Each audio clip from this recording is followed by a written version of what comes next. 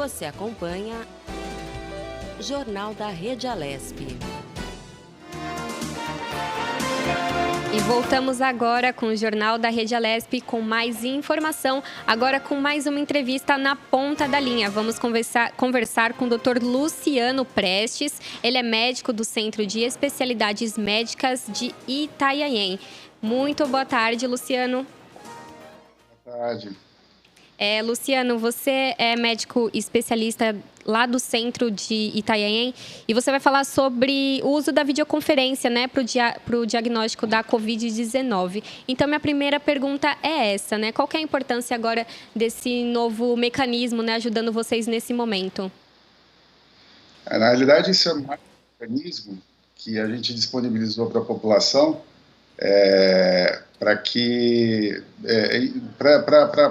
para as pessoas se informarem a respeito da infecção pelo Covid e para a gente também monitorar os casos que são um pouco mais graves, mas que não necessitam necessariamente de um atendimento hospitalar ou de uma internação hospitalar, né?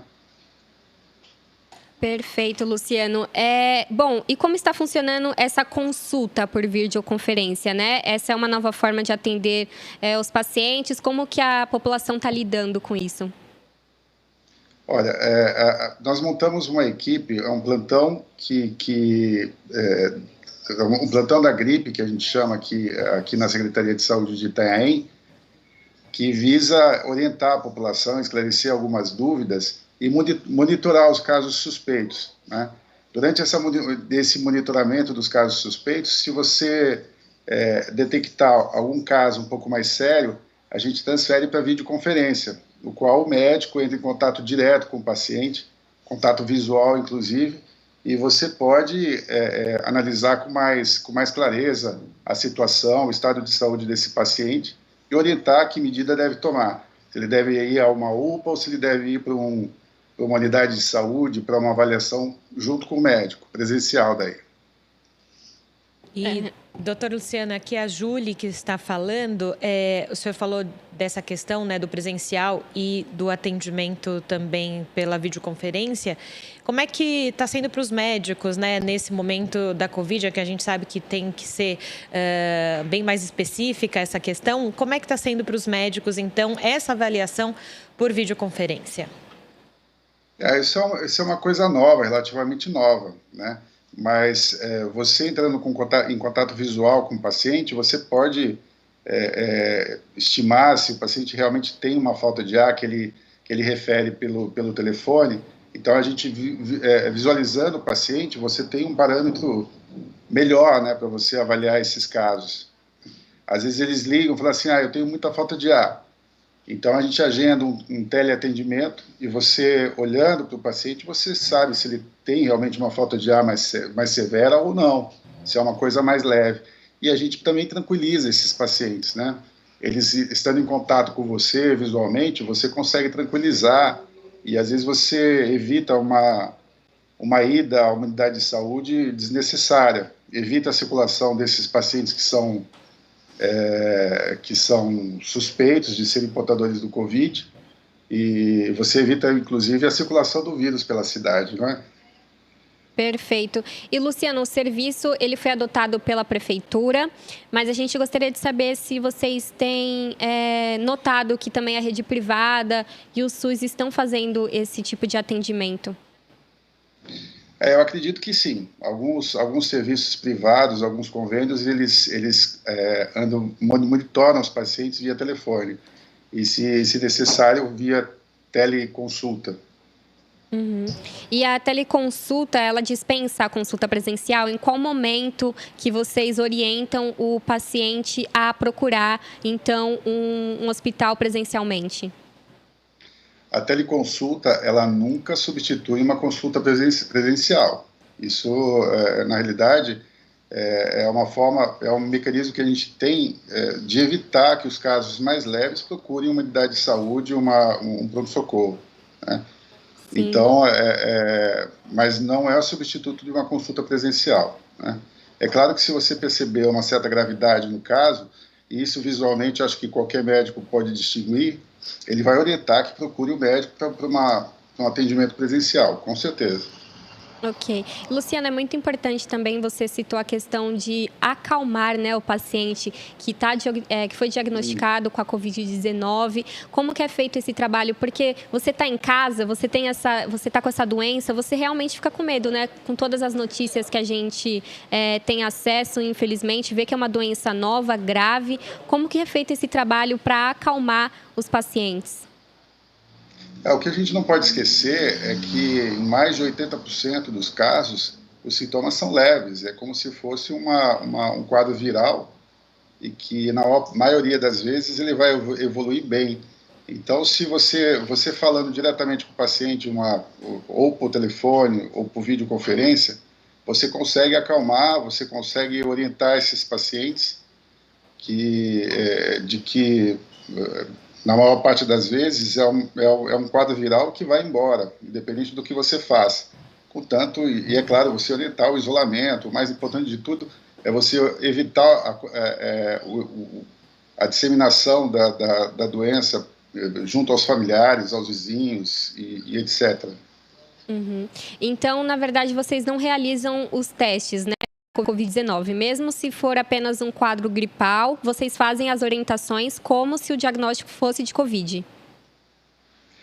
No meio de uma pandemia, qualquer sintoma de gripal você considera como um caso suspeito de Covid, né? Mesmo sem você realizar os testes para confirmação.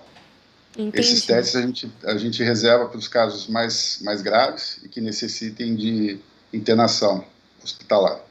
E, Luciana, você pode dar um panorama referente aí à cidade de Itanhaém? Como que é a busca da população para essas videoconsultas e também número, né? Um panorama geral mesmo de quantas pessoas nesse momento estão com esse atendimento e com o diagnóstico? Eu não tenho um número exato de atendimentos, mas eu sei que, por exemplo, por período que a gente está à disposição, a gente tem mais ou menos em torno de 30 chamadas, nem sempre só de Itanhaém, né? Então, vocês atendem outros municípios aí da Baixada, é isso? Alguns municípios fora de Itanhaém têm ligado para cá para tirar algumas dúvidas também, né?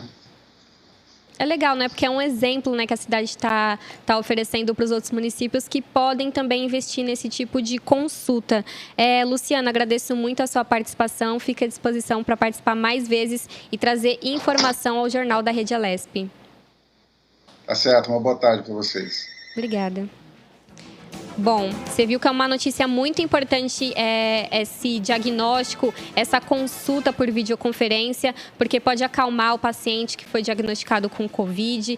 E também é uma forma dos outros municípios verem como isso funciona, né? Você viu que ele explicou pra gente que não só a população de Itanhaém está recorrendo a esse serviço, então quem sabe as outras cidades podem também seguir este exemplo. E vamos a uma nota: a cidade de São Paulo, mesmo sendo feriado municipal hoje e amanhã, vai manter as suas agências bancárias abertas, segundo informações da Federação Brasileira de Bancos, a FEBRABAN. O objetivo é manter os serviços essenciais para pagamento de contas, além da segunda parcela de R$ 600 do auxílio emergencial nas agências da Caixa, que começou a ser paga nesta segunda-feira. E a FEBRABAN alegou que a antecipação do feriado de Corpus Christi na cidade poderia acarretar, então, alguns problemas operacionais, principalmente no vencimento de contas. De qualquer forma, a federação reforça que as pessoas, né, evitem ao máximo comparecer presencialmente nas agências e utilizem, então, os canais digitais dos bancos. Nesses dias, as agências manterão o horário restrito de funcionamento adotado desde o início da pandemia. Elas funcionam com equipe reduzida entre 10 da manhã e 2 da tarde. A população que precisar ir na agência deve utilizar máscara e manter o distanciamento social de pelo menos 1,5 metro, reforçando então a importância de usar a proteção facial. Aqui em todo o estado de São Paulo já é obrigatório o uso de máscara, não só no transporte público, mas se você vai trabalhar, se você precisa ir ao mercado, na farmácia ou em qualquer outro estabelecimento. E, Carol, falando justamente dessa proteção facial que você falou há pouco, a partir de amanhã será obrigatório o uso de máscaras de proteção para as crianças a partir dos 6 anos de idade, tanto em lugares fechados quanto nas vias públicas. Para as pessoas que tenham algum problema respiratório, essa medida não precisa ser cumprida, no caso das crianças, né? Exatamente. E até o momento, a Espanha obrigava o uso de máscaras apenas no transporte público. O país, que teve quase 28 mil mortos, está aos poucos reabrindo alguns comércios e permitindo que as pessoas, em horários restritos, possam ir para as ruas. Depois de um lockdown de mais de 40 dias, Madrid e Barcelona permanecem com medidas restritivas de isolamento. E vamos agora a mais uma entrevista. Conversamos agora com a Amanda. Isso. Boa tarde, Amanda. Tudo bem? Boa tarde, Amanda. Aqui é a Júlia Stanzioni. A Amanda Passavante, ela é uma das idealizadoras do movimento Eu Não Deixo Passar. E a gente tem falado aqui no Jornal da Rede Alesp muito sobre esse momento de pandemia no qual as mulheres têm sofrido com a violência doméstica e tudo mais. E aqui agora é um momento de mostrar o outro lado, né, desse movimento Eu Não Deixo Passar. Então, Amanda, eu queria que você, como uma das idealizadoras, começasse contando para a gente de onde veio essa ideia do movimento. Então, eu já estou envolvida em vários projetos femininos e no início da quarentena, já no segundo dia, a gente já imaginava que essas estatísticas fossem aumentar, meus números de violência era absurdo, muito grande, fosse aumentar. Então, unimos em coletivo para criar essa campanha que a gente não tinha noção do quanto essa estatística ia crescer. E a ideia surgiu de várias pessoas que já estão envolvidas em vários projetos femininos, como o Instituto Amon, o Grupo Mulheres do Audiovisual, o Grupo Mulheres do Brasil, o Plano de Meninas e o WOW, que é o Woman of the World. E a gente juntou forças aí, cada uma com um pouco da sua habilidade, para criar uma campanha com que a gente tivesse informação que a mulher conseguisse diminuir esse índice, sentir acolhida no momento que a gente não está podendo acolher, mas que sim tivesse um direcionamento de como seguir, como fazer. Então, surgiu aí bem no iniciozinho da pandemia, no segundo dia de pandemia, de isolamento, né?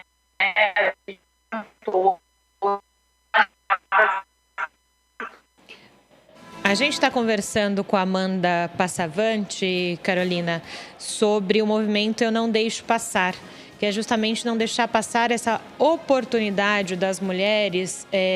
Eu digo oportunidade no sentido de que elas precisam denunciar, né? E o movimento fala disso, justamente que as mulheres possam denunciar a violência doméstica em um momento de pandemia em que ela pode estar com o agressor dentro de casa. Então, é muito importante essa iniciativa da Amanda e de outras mulheres, porque semana passada nós falamos aqui no Jornal da Rede Alesp com uma delegada da polícia, justamente falando sobre o aumento dessas questões em casa.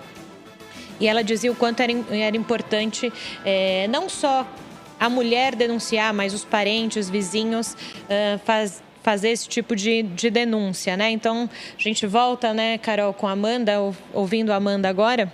Amanda? Oi, estou aqui, agora sim. Então, a gente estava dando alguns dados aqui, que também a gente falou com uma delegada de polícia semana passada. E qual a avaliação de vocês hoje desse cenário atual com diz respeito aí aos dados de violência? E qual o impacto que vocês já sentiram desse isolamento social nessa estatística ou nesse crescimento de estatística? Infelizmente, a gente está entrando aí 60 dias e, como eu falei, a gente iniciou um movimento no início da pandemia e o crescimento só vem surgindo pelo índice de muitos problemas psicológicos, muito consumo de álcool, um isolamento que muitas vezes já estava passando por isso. Então, ela não tinha um momento de ficar isolada, ela tinha um contato com a sociedade nesse momento, ela não está vivendo. Então, o crescimento dos números das estatísticas, ela vem aumentando e a gente vem tentando criar novas formas, tentar reativar movimentos, óbvio, dentro do controle da situação atual, da pandemia, do cuidado realmente, mas a gente vem tentando informar para todos que existem sim ações, existem a polícia, como se diz a história, está funcionando, está efetiva.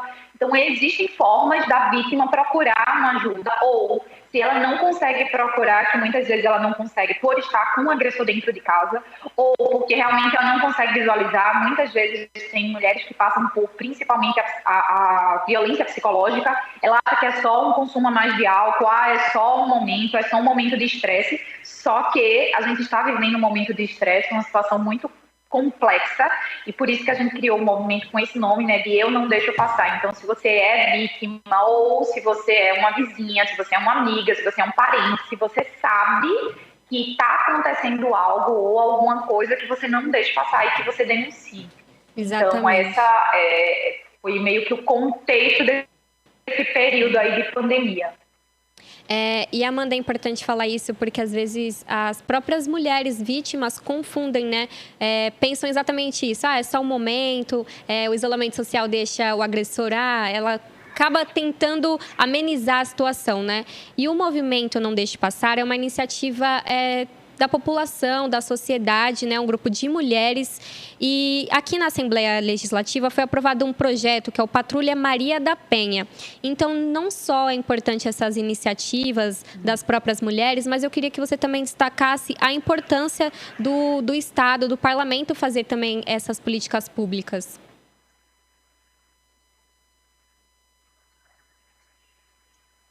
É muito importante o parlamento, é muito importante o cidadão comum, é muito importante todo ser humano tentar se envolver nessa causa. É uma causa importante, é uma causa necessária.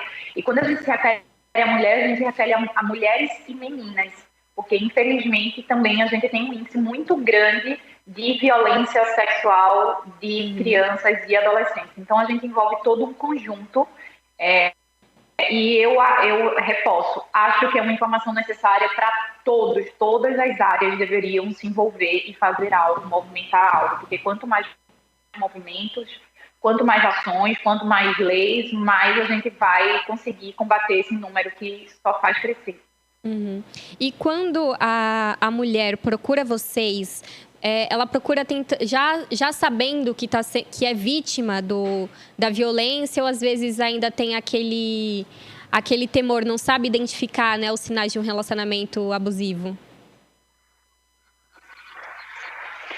Existem vários cenários e vários perfis de vítimas ou pessoas que têm consciência, porque como eu falei, a ideia do movimento Eu Não Deixo Passar não é só para a vítima, porque às vezes até a própria vítima ela deixa passar. Ela não entende, ela não visualiza, ela não aceita. Então, a ideia do movimento é que seja feito por todas. A gente tenta, mostrar de alguma forma que ela está passando por aquilo ali, mas muitas vezes, como eu citei, ela não consegue visualizar isso, ela não consegue ver o que está acontecendo com ela. Então, por isso que a gente criou esse movimento sendo uma coisa muito ampla, para que seja para a vítima tomar a atitude, mas também alguém que esteja do lado dela, sendo irmã, amiga, parente, enfim, que tenha conhecimento. E é bom destacar, né, Amanda, porque é uma conscientização de um todo, né? Não só de quem sofre a violência, mas também dos familiares, porque essas denúncias, elas podem ser feitas por pessoas que visualizam aquela situação. Às vezes a própria vítima, como você disse, não entende que está passando por isso. Então, eu queria que você destacasse essa questão da conscientização das pessoas que estão ao redor da vítima, né? Uma das coisas mais importantes, porque como eu citei, a vítima muitas vezes ela não visualiza que ela está passando por aquilo, ela acha que é só um momento, de estresse, e nós estamos vivendo um momento de estresse, quer dizer, está sendo um momento estressante para todo mundo. A vítima muitas vezes acha que porque ele bebeu hoje, então deixa passar porque ele bebeu, depois passa, e é uma pessoa que eu amo, e ela não consegue visualizar. Uma coisa que eu relato muito são os diversos cenários. Existem, antigamente, quando a gente tinha contato com a sociedade, né, um futuro um passado muito próximo, a mulher que era vítima, ela era vista pela sociedade. Então, uma amiga, uma colega, uma pessoa, ela conseguia visualizar que a mulher foi agredida, que existe alguma marca, que ela está diferente naquele dia. Então, era visto isso. Só que hoje a gente vive em isolamento e essa vítima, muitas vezes, ela está com um agressor dentro de casa, sem contato com a sociedade. Então, às vezes, um amigo, um vizinho, um parente não sabe. O vizinho, muitas vezes, é a pessoa mais próxima para poder ajudar, porque ele escuta. A gente tem vários relatos. Não é possível que você não escute uma briga dentro de uma casa, de um prédio, enfim, que seja. E existem vários tipos de agressões, né? A física, ela é visível. A psicológica, ela não é visível. A mulher muitas vezes não demonstra, ou leva um certo tempo. Existem estatísticas que chegam de 2 a 3 anos a mulher passando por agressão psicológica, porque muitas vezes ela não aceita, ela não visualiza, como eu citei, por N fatores, processos como excessivo de álcool, em coisas, um relacionamento fora, e coisas que podem estar acontecendo com aquele agressor naquele período, naquele momento, e ela não consegue se visualizar que está passando por aquilo. Quando é uma agressão física, às vezes é um período um pouco menor, porque dói, porque sangra, porque ela vai visualizar aquilo ali. E quando ela está em contato com a sociedade, quando eu falo, no trabalho, uma amiga vai percebendo que existe algo de estranho com ela. Só que a gente está no momento de isolamento. E muitas vezes, ambas as situações, a gente não consegue visualizar e não consegue saber. Perfeito, Amanda. Muito obrigada pela sua participação, né? Amanda Passavante, que é uma das idealizadoras do movimento Eu Não Deixo Passar. Amanda, tenha uma boa tarde. Obrigada, igualmente. Um assunto importante, né, Julie, que a Amanda trouxe aqui pra gente. Com toda certeza. E agora a gente sai de uma entrevista, vai para outra. O Jornal da Rede Alesp conversa agora com o Renato Pedrosa. Ele é professor do Instituto de Geociências da Unicamp e ele vai falar sobre uma pesquisa que indica que o lockdown, que a gente está falando tanto aqui hoje, será inevitável como tentativa aí para conter a pandemia do coronavírus. Carol. Exatamente, Renato. Tenha uma boa tarde. Tudo bem? Está ouvindo a gente? Boa tarde, Carol. Boa tarde aos seus ouvintes.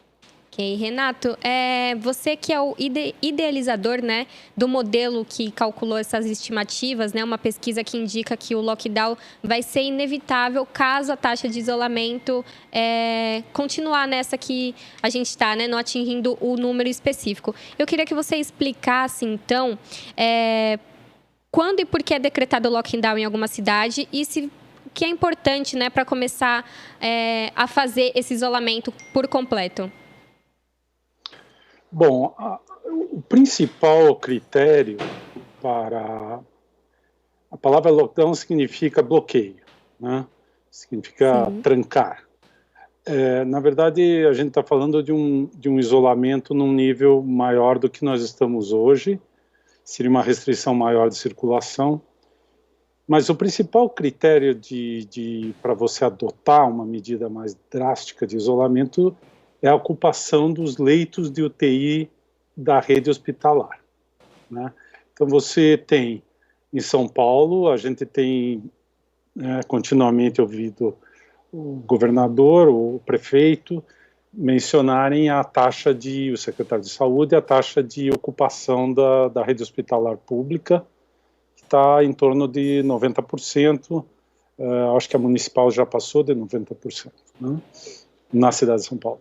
Então, aqui em Campinas, eu moro em Campinas, a situação é um pouco mais folgada, porque Campinas está há cerca de um mês atrás de São Paulo, né, da capital, e mesmo algumas cidades do entorno da região metropolitana também estão 2 ou 3 semanas, a maioria, atrás de São Paulo. Então, a situação de toda a região metropolitana de São Paulo vai continuar ampliando o número de pessoas que são infectadas. Uma parcela precisa de hospitalização, e desses que precisam de hospitalização, uma parcela precisa de tratamento intensivo.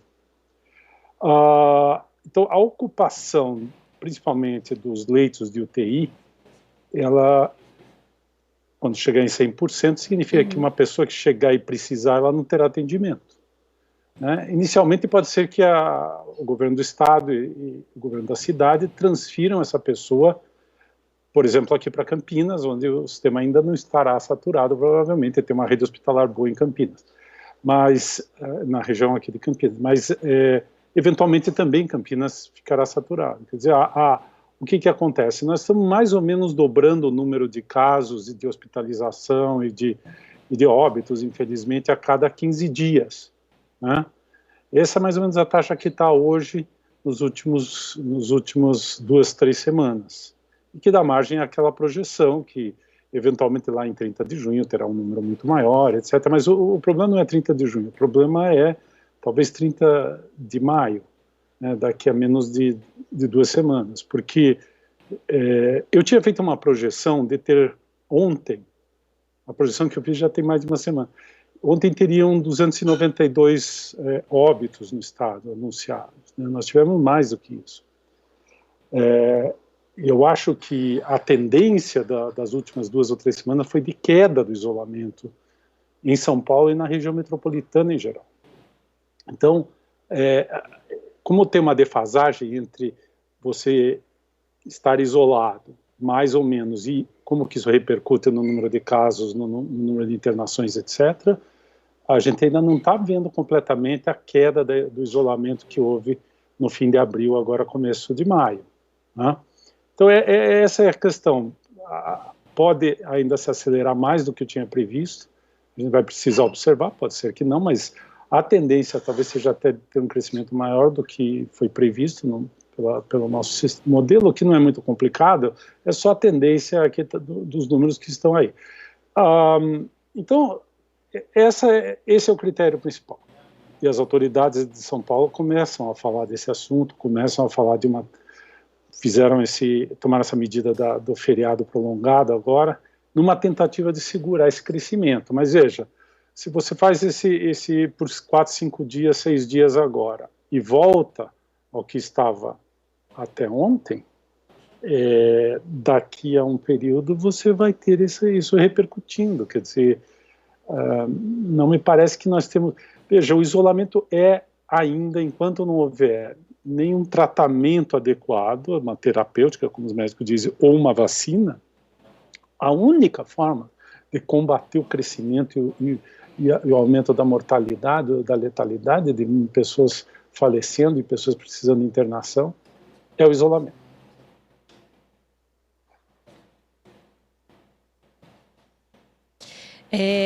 Professor Renato, o senhor estava falando de todas essas questões das variáveis e afins, então a gente pode interpretar nesse momento com essas variáveis e tudo mais que o senhor está falando, que a projeção do senhor seria bem menor para ontem do que realmente aconteceu de óbitos por aqui, que seria inevitável daqui a algumas semanas o lockdown, se não ficar esse isolamento entre 50% e 60%, como é a sugestão do governo do estado de São Paulo? Olha, o isolamento estava em 56% em média até meados de abril. Ele chegou a ter dias de 58% na capital, depois caía para 53%, 54%. E o que nós estamos vendo hoje é o que foi de 20 dias atrás, né? Eu acho que as pessoas precisam entender, porque o que acontece? A pessoa que está sendo contaminada hoje, ela vai passar contaminada daqui a alguns dias, e depois essa pessoa que é contaminada vai ter sintomas, e aí eventualmente ela vai ou não ser internada, que é o ponto crítico, a situação crítica. Porque se a pessoa é infectada, tem alguns sintomas, a doença não progride, retrocede e ela se cura, acabou o problema. Mas tem uma parcela que se estima de 10% de todo mundo que é infectado que precisa de internação. E dessas pessoas que precisam de internação, cerca de 20% precisa de UTI. Então nós estamos falando, é esse número que aparece para a gente nos hospitais. Então, 50%, 55% não resolve o problema. Precisa de mais de 60%. É por isso que eu acho que para levar o isolamento acima de 60%, nós vamos precisar de algumas medidas mais drásticas de isolamento. O modelo que nós estamos seguindo de recomendar, as escolas fechadas, uma parte do comércio fechada, etc., não está suficiente. Veja, eu posso dar um exemplo? Claro, pode falar. Então, o exemplo foi a Inglaterra. Veja o que aconteceu na Inglaterra. Inglaterra demorou um pouco para fazer isolamento, nós não demoramos. Então nós estamos hoje, 2 meses depois do isolamento que começou no meados de março, nessa situação, porque nós começamos em março. A Inglaterra, o Reino Unido, Nova York também esperaram quando eles foram fazer o isolamento, fechar as escolas, etc., eles já tinham milhares de casos. O que aconteceu? Eles tiveram que fazer um bloqueio completo. O Reino Unido estava na semana passada, até começar uma certa abertura, com 82% de isolamento, 82%.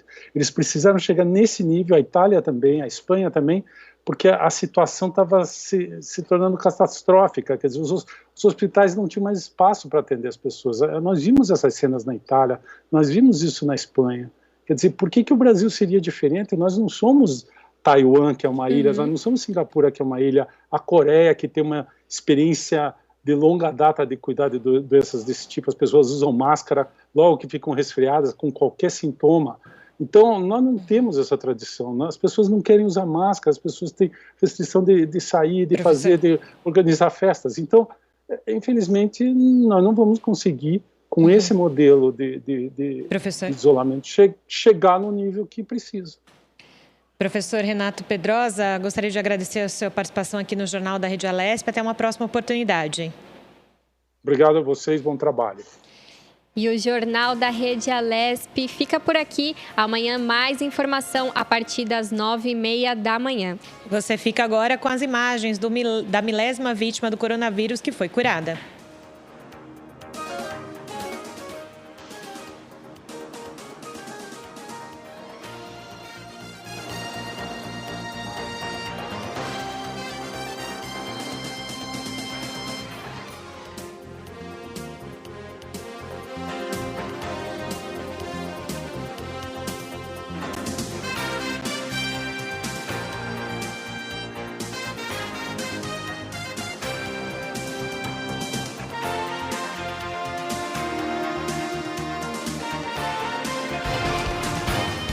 Você acompanhou o Jornal da Rede Alesp. Tudo sobre o Legislativo do Estado de São Paulo.